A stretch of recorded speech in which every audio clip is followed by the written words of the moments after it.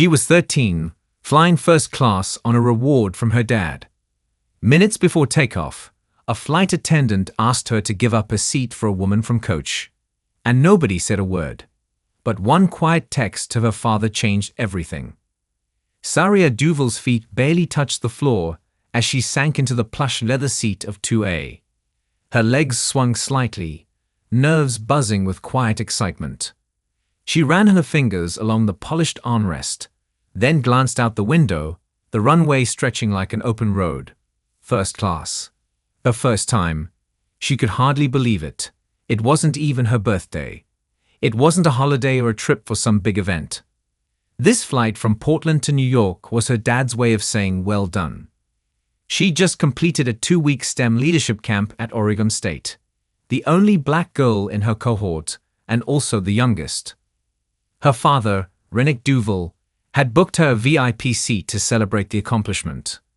He told her on FaceTime the night before, smiling wide, his salt and pepper beard barely hiding how proud he was. "I want you to fly like you're going somewhere," he said. "Because you are."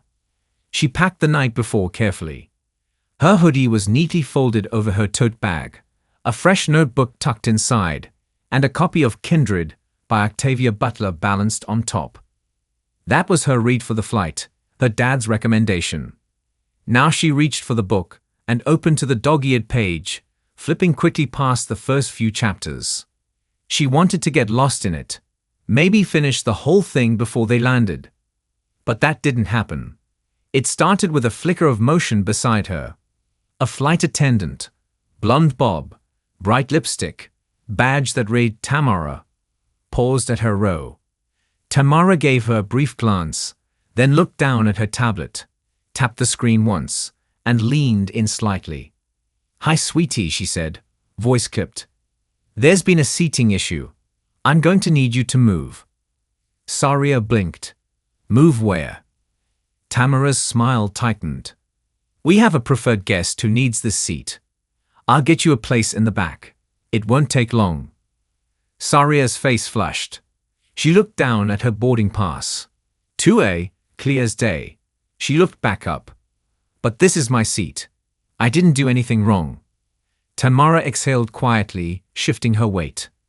"I understand, but sometimes adjustments have to be made. If you'll just gather your things, I'll help you to the other seat." Saria didn't move for a second. She just stared. She wasn't being loud.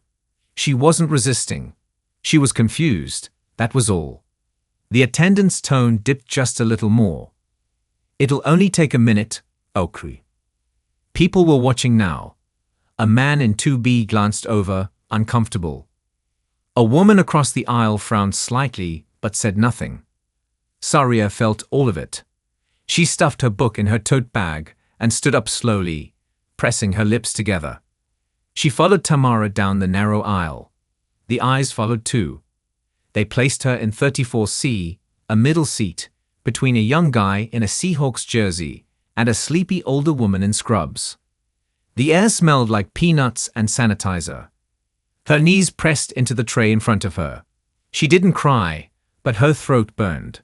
She pulled out her phone and typed a short message to her father. No explanation, no extra words. "They made me give my seat away." Then she slid the phone back into her hoodie pocket and stared ahead. No one said anything to her. Not Tamara, not the other crew, not even the passengers sitting nearby. Just silence. But back in Tacoma, Rennick Duval had just read her message. And he wasn't silent. Rennick Duval didn't panic when the message came through. He read it once, then again. "They made me give my seat away." No punctuation, no emoji, no follow-up. Just that. He was in his office, 3rd floor of a glass building near Ruston Way, with a view of the water. His assistant had just stepped out to grab lunch. The place was quiet. Rennick sat with one hand resting on a stack of grant proposals, the other still holding his phone. He didn't move right away. He wasn't new to this feeling, this sudden flicker behind the eyes, the one where something feels wrong. Not catastrophic, but not small either. A silent shift. He opened the Airline app. Checked the flight. It hadn't taken off yet. still on the tarmac. He didn't call Saria, didn't text back. He knew better than to cause a scene while she was trapped on a plane, 30,000 feet away from help. Instead, he tapped his contacts and scrolled down until he found the name Dorian Sedgwick. They hadn't spoken in 3 months, not since that energy summit in San Diego, but the connection was still there. Dorian was on the board at Altosphere Air. They had met years ago during a panel on sustainable infrastructure and bonded over raising daughters in a tech world not built for them. Rennick tapped the name. The phone rang twice. "Rennick," Dorian answered. "I need you to check something.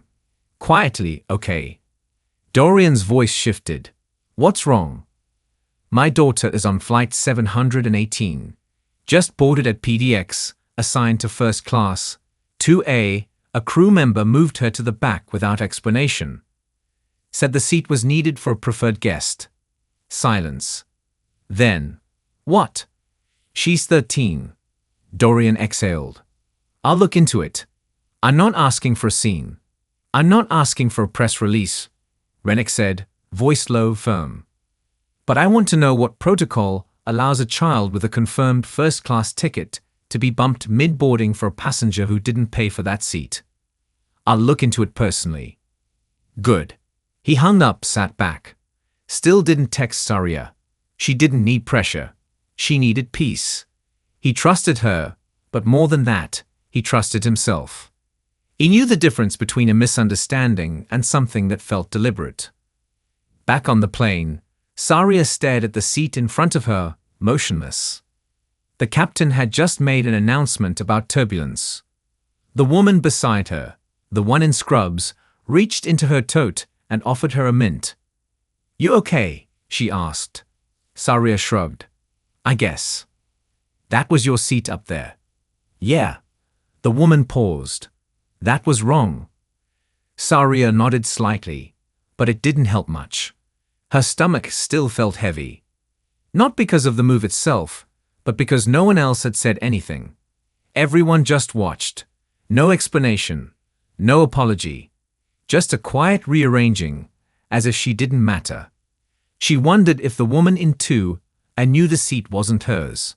She wondered if that woman had asked for it, or just accepted it without question. She wondered if she should have stayed put, if she should have spoken up.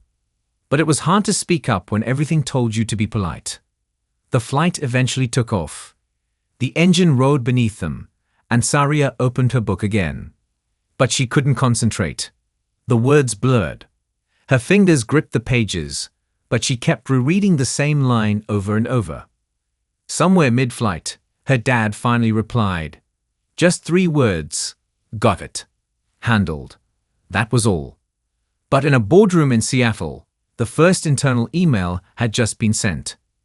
And people were already beginning to talk. By the time Saria's plane touched down in New Jersey, Rennick Duval was already on his second call of the day. Not with a lawyer, not with the press. He wasn't interested in headlines. Not yet. He was on the phone with Lauren Bracknell, a quiet but sharp compliance officer at Altosphere Air. She was the kind of person who didn't need noise to get things done. Rennick liked that about her. He didn't yell. He didn't threaten. He simply laid out the facts. His daughter, 13 years old, assigned to seat 2A on a paid first-class ticket, was asked, without explanation, to give up her seat to an adult in economy.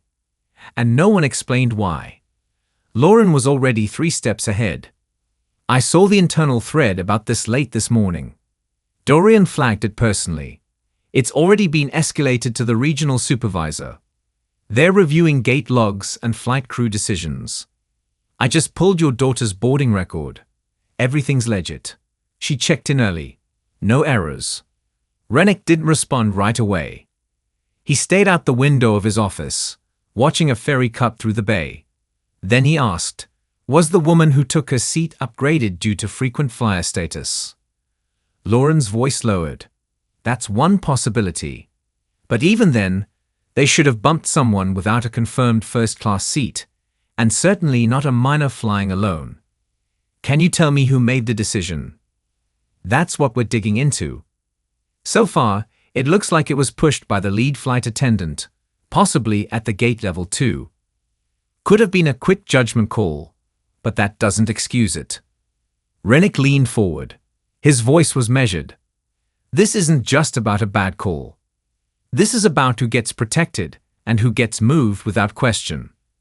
Lauren didn't argue. I hear you. I'll keep you updated.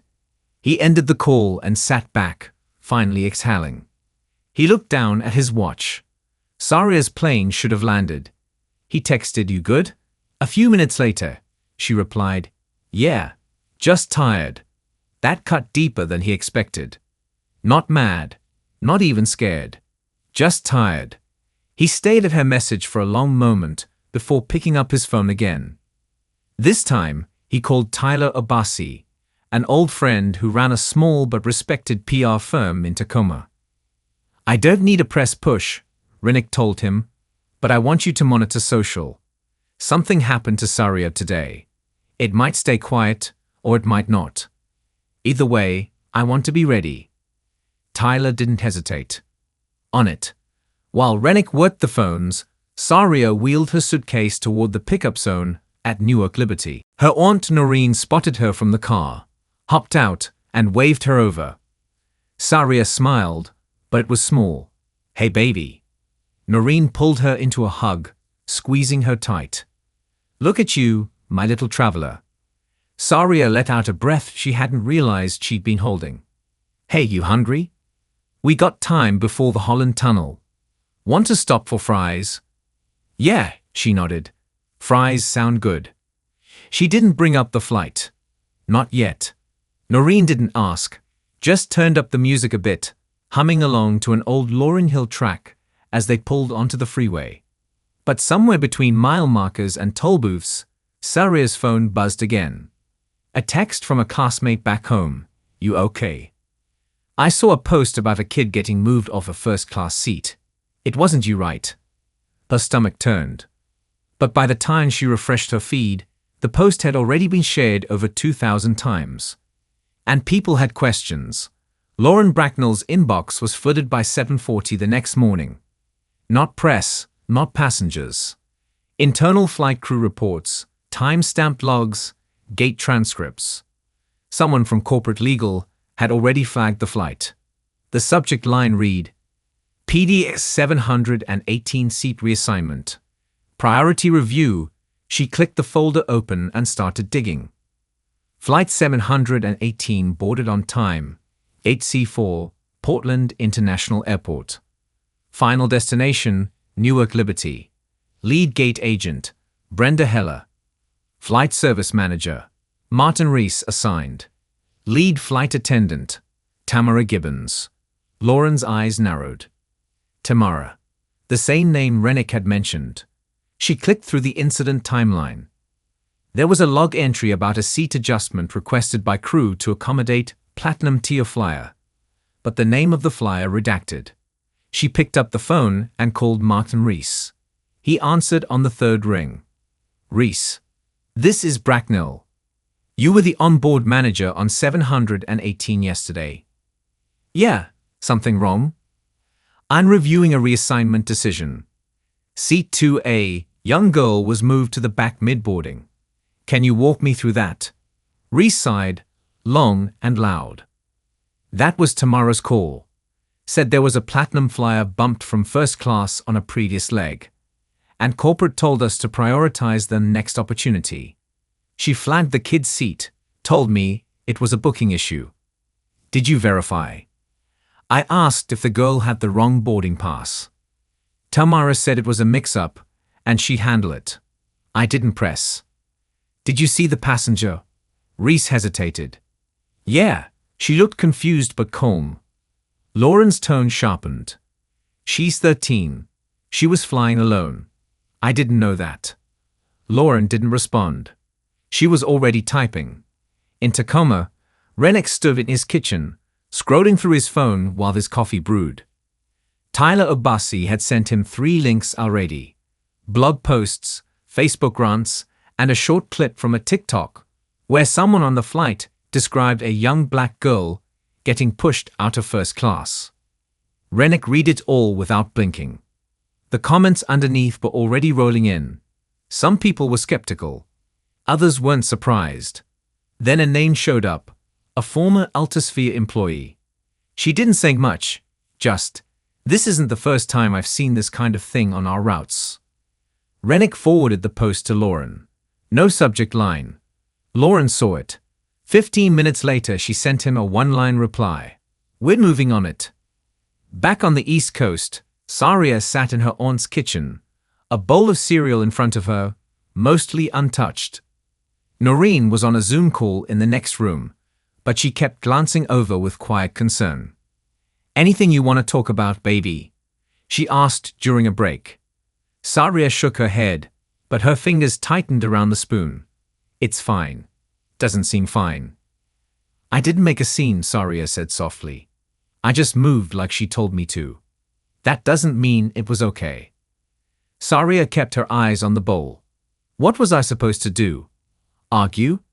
"No," Noreen said gently. "But that doesn't mean you have to carry it like you did something wrong." They sat in silence for a while. The spoon clinked against the ceramic. Then Saria asked, "Why didn't anybody say anything?" Noreen looked at her. "Because most people don't know how to handle things that feel wrong, so they look away. Doesn't make them right." Saria didn't answer, but she looked out the window at the quiet street outside and wondered how many times things like that happened to kids like her without anyone noticing. Back in Seattle, the audit team held a closed-door meeting. By 11 o'clock am, Lauren presented the log findings, matching timestamps to witness notes. Several inconsistencies came up. The biggest, the preferred guest, had no logged upgrade, no official rebooking into first class. Tamara had made the decision manually. Her reasoning: she looked tired and deserved to be comfortable. The audit team went quiet. No mention of Saria's age. No mention that the seat had been confirmed. Just an assumption. One passenger could be moved, the other should be moved. Lauren closed her laptop and looked around the room. "We have a policy issue and a perception problem. We can't ignore it." But 2 floors above, a VP had already gotten word of the trending post, and a strategy team was preparing for damage control. By late afternoon, a screenshot was everywhere. It showed a Facebook post by a woman named Rena Huxley, seated 2 rows behind first class on flight 718. Her photo captured Saria standing awkwardly in the aisle, tote bag slung over her shoulder, eyes staring off to the side. The caption read, "This young girl was asked to give up her seat in first class for a woman from coach." Nobody said a word, not even the woman who took it. The post wasn't dramatic. It didn't push an agenda. It just told the truth, plainly. That's why it took off. Within hours, comments poured in. "Why her? Where were the adults? If this was my daughter." Hashtags followed. Memes. News aggregators pulled the story into their rotation. Teen booted from first class, hit local feeds by dinner time. One outlet in Eugene ran a headline that read, "STEM student gets bumped so preferred guest can sit first class. What stuck wasn't just the seat. It was the image. A young black girl standing politely, not arguing, not complaining, just being told to move and doing it." That part got to people. Saria hadn't posted anything. She hadn't spoken to a single journalist. She barely checked her phone. But her name had surfaced. Someone tagged her. Someone else linked her dad's company. Then came the questions. Is she related to Rennick Duval? Isn't that the guy who started Verdatech? Wait, is that the same girl from the Renewable Youth Summit last month? Rennick saw it all. He didn't flinch, didn't call a press conference. But he sent a quiet message to Dorian Sedgwick. "You need to move fast. Public trust doesn't wait." Dorian called him back within 20 minutes. "Rennick," he said, sounding like a man who hadn't slept. "We're doing a full personal review. Everything points to a breakdown in training and chain of command decisions. There was no corporate authorization for that move." "Good," Rennick said. But the internet doesn't care about breakdowns. They care about accountability. I know. We're coordinating with legal and PR. You'll hear an announcement soon. I just wanted you to know, off the record, that this won't get buried. We're not letting this one slide. Rennick paused, then said, "Let me be clear. I don't want a payout. I don't want an apology gift basket. I want people in positions of power to stop making my daughter feel small just because she doesn't look like they expected." Dorian's voice dropped. "We hear you." Meanwhile, Saria sat on her aunt's couch, half watching reruns of Chopped and half scrolling through her feed. Her fingers moved slowly. She knew what she'd find. She knew her name was out there now. The strangest part was how many people were mad on her behalf. She didn't even feel mad, not exactly. She felt tired. Again. When Noreen walked in with a bowl of popcorn, she asked gently, "You want to talk about it?" "Not really." "Ok. But it's weird," Saria added. "Everyone's talking about it, but I didn't even say anything." "You didn't need to," Noreen said. "What happened spoke loud enough." Saria looked back at the screen. There was another post, this one from someone who worked at the airline, saying they were ashamed but not surprised. Then a video popped up, a woman recounting her own story, bumped from business class to economy after boarding. But she'd argued and refused. They let her stay. That woman didn't look like Saria. Saria closed the app. Altosphere Air issued its first public statement 12 hours later. It was stiff, clearly run through legal filters, but the heart of it was this. "We are reviewing a personnel decision that occurred on Flight 718 and have temporarily removed involved staff from duty while we investigate. We are committed to equitable treatment for all passengers." The comments didn't hold back. People called it hollow, corporate. Too late. Someone replied, "Committed to equitable treatment. Then why was a child the one asked to move?" And under that, another wrote, "Because no one thought she'd push back." But 2 crew members were already suspended, and by morning, Tamara Gibbons had deactivated her social accounts. 3 days after the flight, the headline changed. No longer whispers on social media or blurry screenshots on someone's phone. This time, it came directly from Altosphere Air's verified account. 3 crew members dismissed following internal investigation of Flight 718 incident. The post was short, clinical. It named no one, cited a breach of passenger treatment policy, and ended with a line about the airline's renewed commitment to passenger equity. But the public read between the lines. They knew who those 3 crew members were. One was the gate supervisor, Brenda Heller, who authorized the override. Another was Martin Rees, the on-board manager, who admitted he never confirmed the decision. The third, Tamara Gibbons, was the one whose voice Saria still heard when she closed her eyes. No apology, not directly. No letter sent to the family. Just firings and a vague pledge to review procedures. Rennick sat at his desk in Tacoma when the news dropped. His inbox pinged non-stop. Friends, colleagues, journalists, all asking the same thing. "Are you going to speak out?" But he didn't post. He didn't hold a press event or write an op-ed. He already said what he needed to say to the people who needed to hear it. Instead, he sent a simple text to Saria. "You're not invisible. They know that now." She didn't reply right away. She was in her aunt's guest room, headphones in, music on low. She'd heard about the firings through a classmate's DM. "You saw. You got them fired, girl." The message didn't make her feel powerful. It didn't make her feel vindicated either. It made her feel complicated. She hadn't asked for anyone to be fired. She hadn't demanded anything.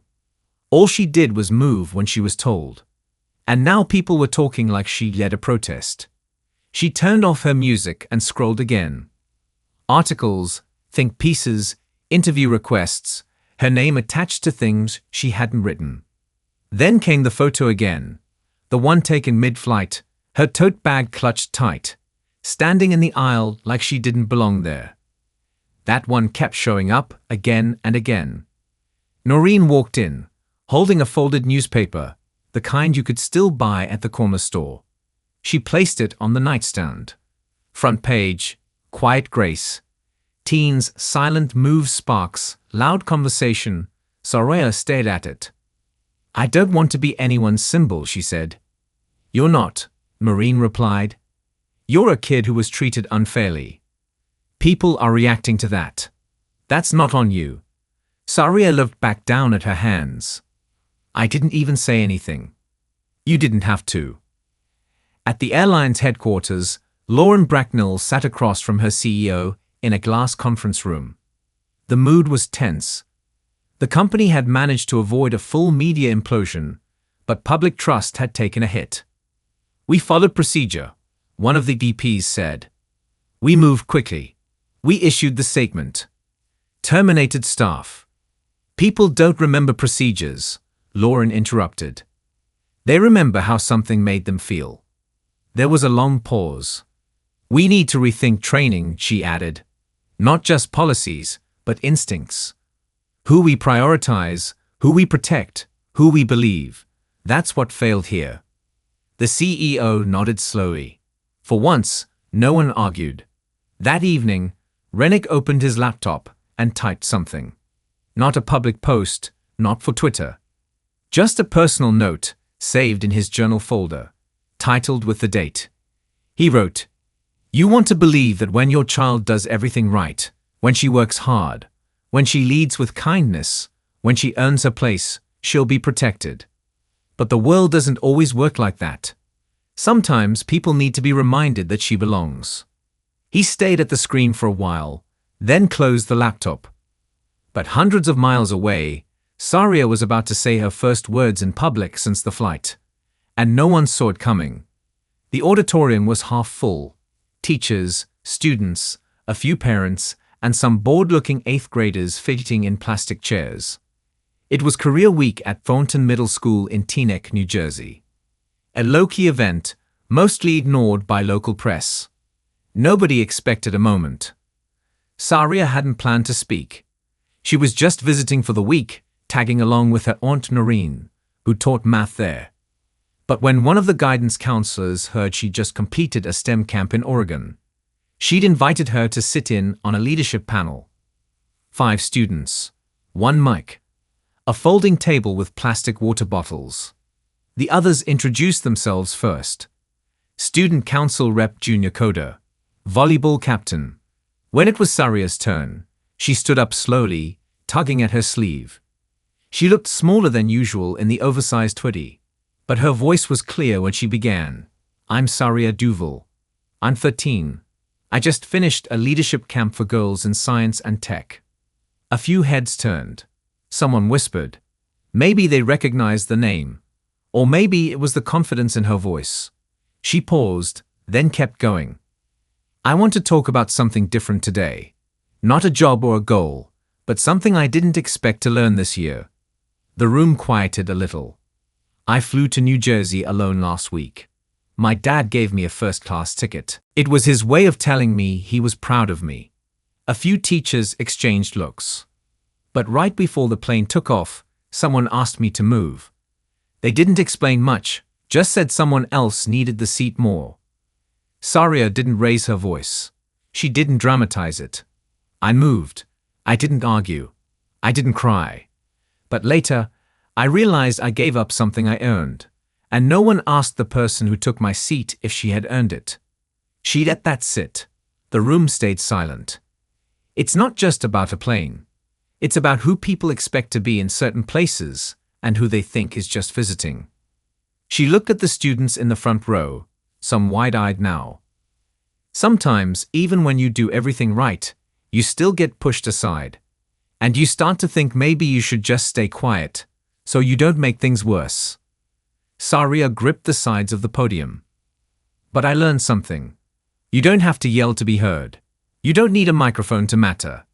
You just need to know that your place, whatever you worked for, it belongs to you." One of the teachers in the back wiped her eye. "So if that ever happens to you, if someone tries to shrink you or silence you, or make you feel like you don't belong where you've worked hard to be, don't believe them. Don't shrink. A long pause. The gin was still. I didn't ask to become a headline. I didn't do anything special. I just didn't disappear. She stepped back. One person clapped, then a few more, then the whole room. Noreen stood off to the side, smiling. She didn't need to say a word. Later that night, back at home, Saria sat cross-legged on the bed, her phone beside her, screen blank, no apps open, just stillness. She had requests in her inbox. Reporters, talk shows, even a book agent. She ignored them all. What she said at the panel wasn't for cameras. It wasn't for clicks. It was for the kid in the third row who kept staring at the floor, the one who probably needed to hear it the most. And maybe, just maybe, for herself too. Let this be the reminder.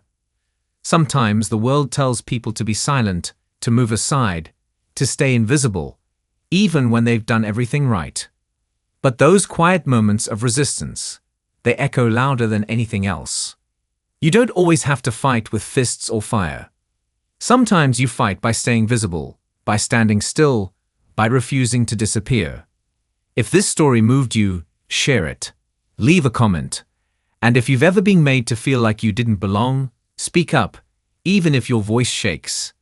If you enjoyed this story, don't forget to hit the subscribe button and become a part of our Everyday Life Stories community, where we celebrate quiet strength, real struggles, and unexpected victories.